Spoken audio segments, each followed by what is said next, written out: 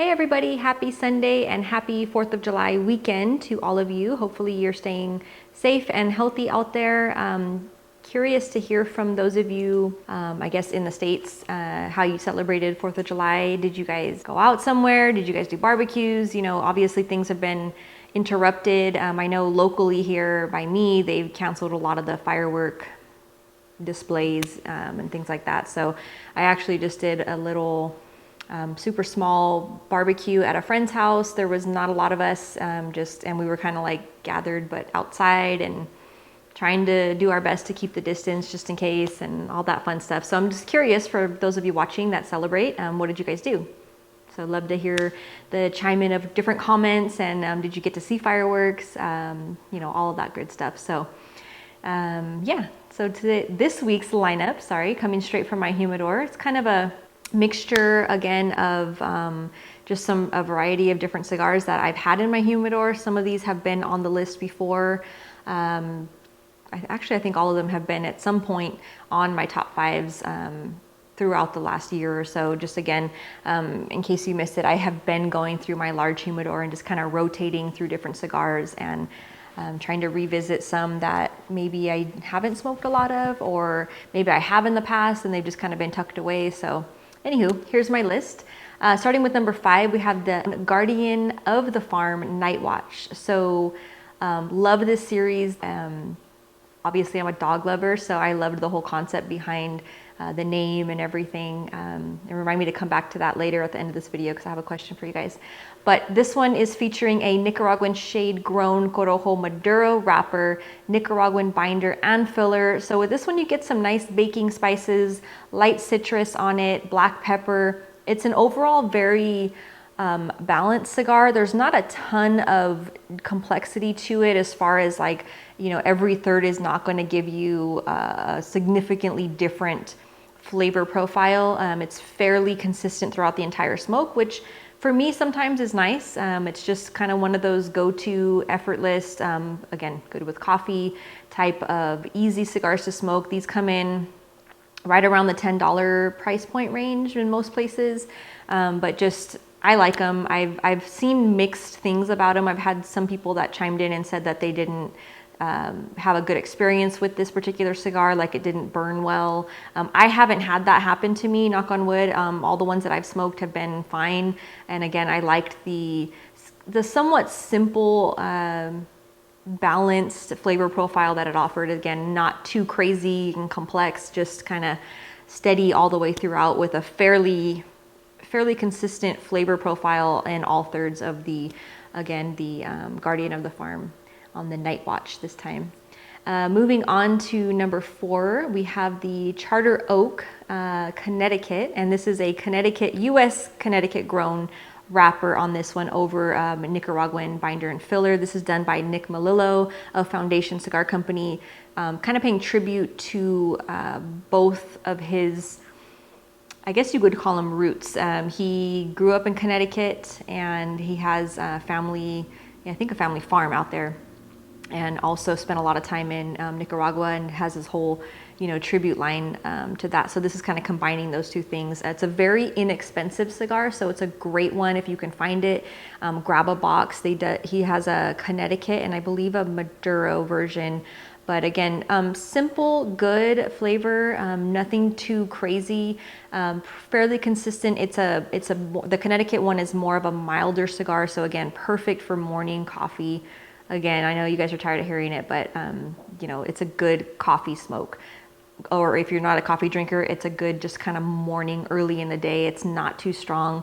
It has a milder profile. There is some subtle spice to it. It does come out, to me, I get a nuttiness, a pecan, kind of a sweetness, a little bit of a creamy, subtle caramel, buttery something in there. So it's nice. Again, a lighter offering and a more inexpensive offering from Foundation Cigar Company. So again, Connecticut, Charter Oak, beautiful oak tree on the band, just nice. Again, he pays a lot of attention to detail and does a lot of backstory and beautiful artwork in all of the cigars that he offers, and it's no different with this one. It came out a few years ago, and again, I think the purpose of this one, aside from paying homage to both, was kind of being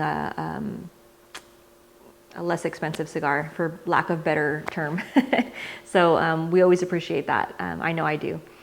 Moving on to number 3, we have the Micallef Experiencia La Crema. This one is a really nice offering from Micallef. It's been part of their standard legacy line since the very beginning when they launched. Huge fan right away for the La Crema. A lot of good flavor in it. It's a really good offering that they have. Featuring a San Andres Sumatra wrapper, Ecuadorian Habano binder, Nicaraguan, Dominican, and Panamanian on the filler. So again, another coffee cigar. I'm kind of looking at my list now, and I realize that not on purpose, but pretty much like 4 out of the 5 this week are like excellent, coffee pairings. So go figure.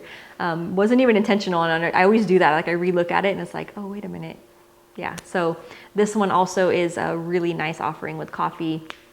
Beautiful profile. It has a sweet cream to it.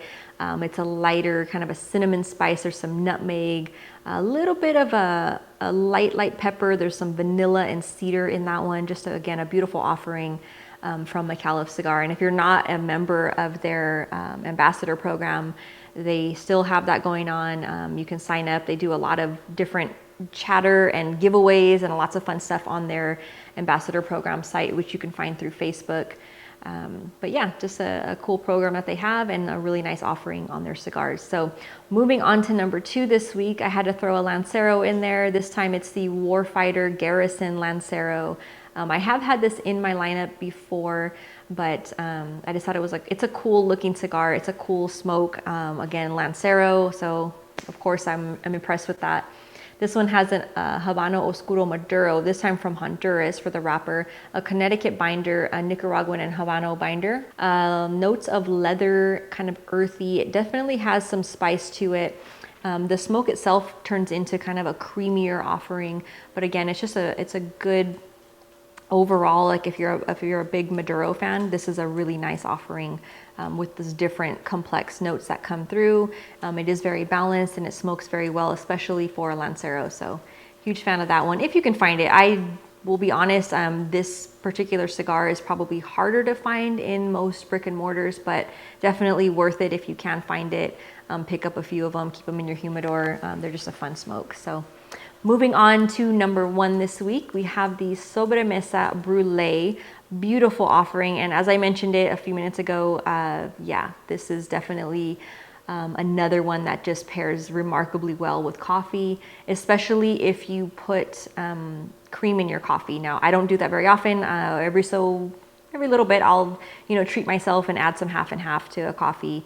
I definitely don't sweeten my coffee. I'm not a fan of like the sweet sugary stuff unless I'm doing a Cuban coffee, which is not very often anymore. But most of the time I just drink my coffee black, but every so often it's nice to add that half and half and get that creamier element with a coffee. And if you're doing that, then this particular cigar is fabulous. It's almost like a dessert cigar. It's not infused. It's not a sweetened type of deal. It's just a kind of a lighter and has those sweeter notes to it. It's creamy. It has an Ecuadorian Connecticut shade wrapper, a San Andres Negro binder, and Nicaraguan filler. Again, creamy, cedary, light cedar, I should say. You get a caramel sweetness in there. You get a little bit of a coffee note. So again, it pairs really, really well with coffee. Just a really nice offering from Steve Saka of Dumbarton Tobacco and Trust. Beautiful offering in the overall Sobremesa line, which I'm a fan of. Hopefully by now you guys have had a chance to try Steve's different cigar offerings that he blends, because they're phenomenal. I haven't smoked one that I didn't like. So anywho, thanks for tuning in. And as I mentioned, I hope you guys had a wonderful 4th. If you celebrate, fantastic. I'd love to hear how you did that. What cigars were you smoking? What were your pairings like? What did you eat? All that fun stuff. And then I told you I'd circle back to the whole guardian of the farm and the little dog and all that. You guys know probably by now I have my Boston Nika, and she is my baby. So I'm actually thinking of getting a second one, and just kind of throwing it out there to any of you who follow or care, or you're dog lovers. What's your opinion? If there's anyone that has Bostons or has had experience with Boston Terriers, what's been your opinion of adding, a second one to your home? she's a female, so it's like, do you recommend another female or a male? I'm kind of looking at a male. I really like the red Bostons. I think they're super cute. But anyways, I just thought I'd throw that out there as a personal, you know, something that I'm sharing. And I always love to see the comments that you guys chime in with. So thank you so much for that. And I hope you have a fabulous and safe and healthy week. And God bless. Cheers.